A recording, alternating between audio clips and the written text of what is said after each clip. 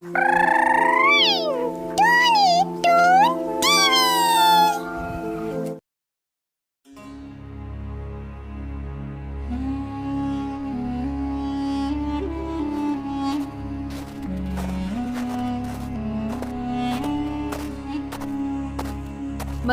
गांव में एक किसान राजू अपनी बीवी कुसुम और नन्ही बेटी गुड़िया के साथ रहता था।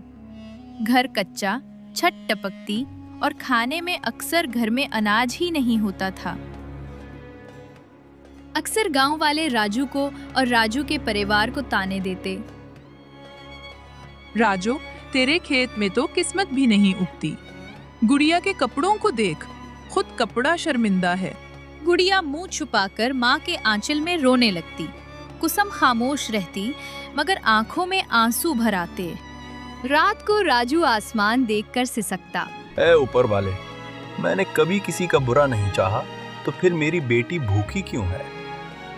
एक साल बारिश ना होने से फसलें जल गईं, घर में आटा भी खत्म हो गया। कुसुम कांपती आवाज में बोली, राजू, घर में आटा खत्म हो गया है, गुड़िया भूखी है, हम कब तक ये दुख सहेंगे? कुसुम, अब तो मेरे पास भी पैसे नहीं। अच्छा, तुम परेशान ना हो, मैं देखता हूँ कुछ। मजबूर होकर राजू जमींदार ठाकुर प्रताप सिंह के पास गया। बाबूजी, जरा सा कर्ज दे दो, बेटी भूखी है, मजदूरी करके वापस कर दूंगा। राजू, तेरी किस्मत अंधी है, मेरे पास तेरे लिए एक दाना भी नहीं, निकल जा यहाँ से। राजू का दिल कट गया, आंखों में आंसू, मगर बेटी को खाली हाथ नहीं दिखाना चाहता था। रात हुई, राजू के हाथ खाली थे। गुड़िया आहिस्ता से बोली, बाबा, भूख लग रही है। राजू ने कुसुम की तरफ देखा, दोनों की आंखों में खामोश चीख थी। बेटी, आज ऐसी सो जाओ, कल तुम्हारे बाबा तुम्हारे लिए बहुत सारा खाना लेकर आएगा।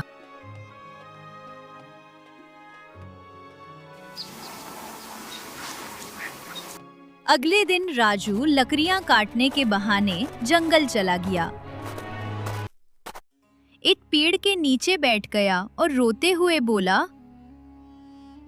ऐ ऊपर वाले, क्यों मेरी मेहनत को मेरे लिए जहर बना दिया? आखिर कब तक मेरी गुड़िया भूखी रहेगी? मैं कहाँ जाऊं? मैं ऐसा क्या करूं? जंगल में अंधेरा फैल रहा था। अचानक आसमान से एक रोशनी जमीन पर गिरी। अरे, ये क्या? ये कैसी रोशनी है? आहिस्ता आहिस्ता रोशनी से एक हसीन परी निकली। परी ने कहा, राजू, मैं तुम्हारी मदद के लिए आई हूँ। तुम्हारे आंसू आसमान तक पहुँचे हैं। ये बीज लो, इन्हें जमीन में बो देना, मगर याद रखो, ये बीज लालच के लिए नहीं। पेरी जी, आपका बहुत शुक्रिया। मैं इन बीजों को कभी लालच के लिए इस्तेमाल नहीं करूंगा, ये मेरा वादा है आपसे। राजू बीज लेकर घर गया और कुसुम और गुड़िया को सारी बात बताई। सुबह हुई, राजू और कुसुम बीज लेकर खेत में गए।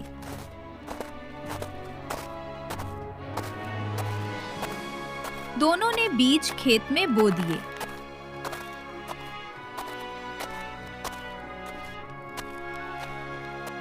दिल में शक भी था, मगर उम्मीद भी थी। तीसरे दिन शाम को खेत में अजीब मंजर था। जहां कल तक बंजर जमीन थी, वहां हरियाली झूम रही थी।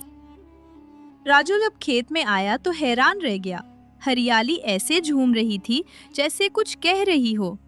अचानक हरियाली से आवाज आई, हिम्मत रखो राजू, अब तुम्हारे दिन बदलेंगे। गांव वाले दौड़े आए और हैरत से बोले, अरे राजू, ऐसा भी क्या? 3 दिन में ऐसा खेत, ये कैसे हो सकता है? ये कैसा जादू है? बस भाई, ये ऊपर वाले की देन है। ऊपर वाले के घर में देर है, पर अंधेर नहीं।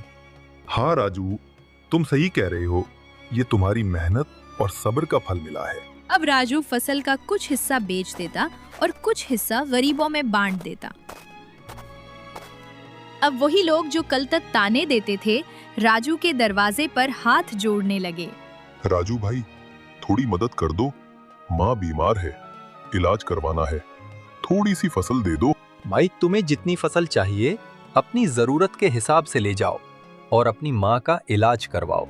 आहिस्ता आहिस्ता ये खबर ठाकुर प्रताप सिंह तक पहुंची। ये सब सुनकर ठाकुर प्रताप सिंह के दिल में लालच आ गया। ठाकुर प्रताप सिंह राजू के पास गया और बोला, राजू, ये जमीन मुझे दे दे, तुझे अच्छे पैसे मिलेंगे, बाकी जिंदगी आराम से गुजरेगी। माफ कीजिए ठाकुर साहब, मैं ये खेत नहीं बेचना चाहता। ये मेरी मेहनत की कमाई है। ठाकुर ने गुस्से से राजू को धमकी दी। राजू, याद रख, मेरी मर्जी के बगैर कोई इस गांव में नहीं रह सकता। ठाकुर जी, मेरी बेटी भूखी रही, मैं टूट गया मगर बिका नहीं। अब ये खेत भी कभी नहीं बिकागा। ठाकुर प्रताप सिंह खाली हाथ लौटा तो उसका हुरूर टूट गया। वो अपने हवेली में गुस्से से चिल्लाया, ये कैसे हो सकता है? एक गरीब किसान राजू मेरी बात ठुकरा दे, अब गांव वाले भी उसके साथ खड़े हैं। नहीं, मैं उसको तबाह कर दूंगा। ठाकुर के मुलाजिम बंदों ने कहा, मालिक, अगर वो खेत हाथ ना आया तो सारा गांव आपके काबू से निकल जाएगा। बंदो, सारा गांव देखेगा राजू की बर्बादी। अब वक्त है कि राजू को रुलाया जाए। मैं उसके ख्वाब भी जला दूंगा। अगले दिन से ठाकुर ने गांव के लोगों को धमकी देना शुरू की। सुनो गांव वालों, मेरी बात गौर से सुनो। जो राजू का साथ देगा उसका कर्ज माफ नहीं होगा। जो भी राजू के खेत से फसल लेगा वो मुझसे दुश्मनी करेगा। अब फैसला तुम सब गांव वालों के हाथ में है। कुछ कमजोर किसान डर गए और राजू के पास आकर बोले, राजू भाई, हम मजबूर हैं। अगर हमने तुम्हारा साथ दिया तो ठाकुर हमारा जीना मुश्किल कर देगा। भाइयों, ये खेत मेरा नहीं, सबका है। अगर तुम डरोगे तो ठाकुर की गुलामी कभी खत्म नहीं होगी। राजू भाई, माफ करना, हम ठाकुर से दुश्मनी नहीं ले सकते। गुड़िया ने बाप को दुखी देखा तो माँ के पास जाकर बोली,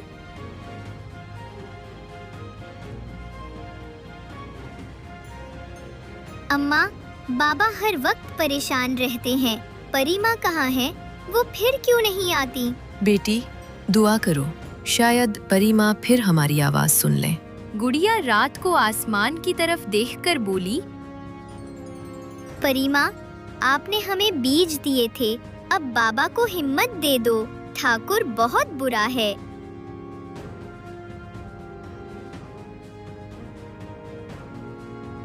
एक रात ठाकुर ने अपने आदमियों को भेजा।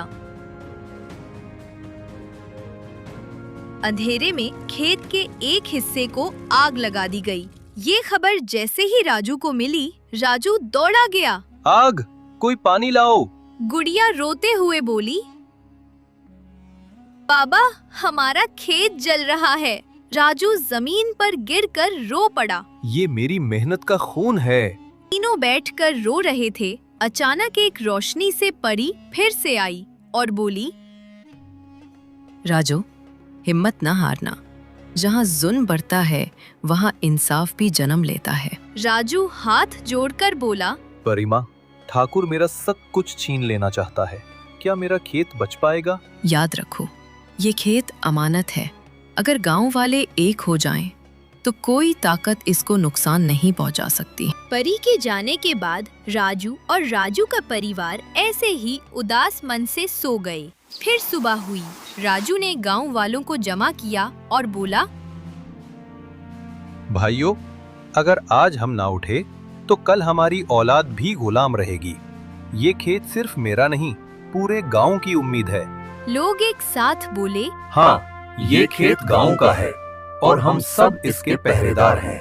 ठाकुर गुस्से से आया अपने आदमियों के साथ। राजू, हट जा मेरे रास्ते से, वरना अंजाम बुरा होगा। राजू डट कर खड़ा हो गया। ठाकुर, ये जमीन खुदा की दी अमानत है। इस पर सिर्फ गरीबों का हक है, तेरा नहीं। मगर उसी वक्त गांव वाले बोले, यहाँ से चलते बनू, हम सब राजू के साथ हैं। ठाकुर और ठाकुरकुर के आदमी गांव वालों की एकता देखकर वहां से भाग निकले। मधुबन गांव में अमानत का खेत हमेशा के लिए उम्मीद और मोहब्बत की पहचान बन गया। राजू, कुसुम और गुड़िया की जिंदगी संवर गई और गांव वाले जान गए कि एकता में ही ताकत है। अगर आपको ये कहानी पसंद आई हो तो वीडियो को लाइक करें, अपने दोस्तों के साथ शेयर करें और ऐसी ही मजीद दिलचस्प और जज्बाती कहानियाँ सुनने के लिए हमारा चैनल सब्सक्राइब जरूर करें।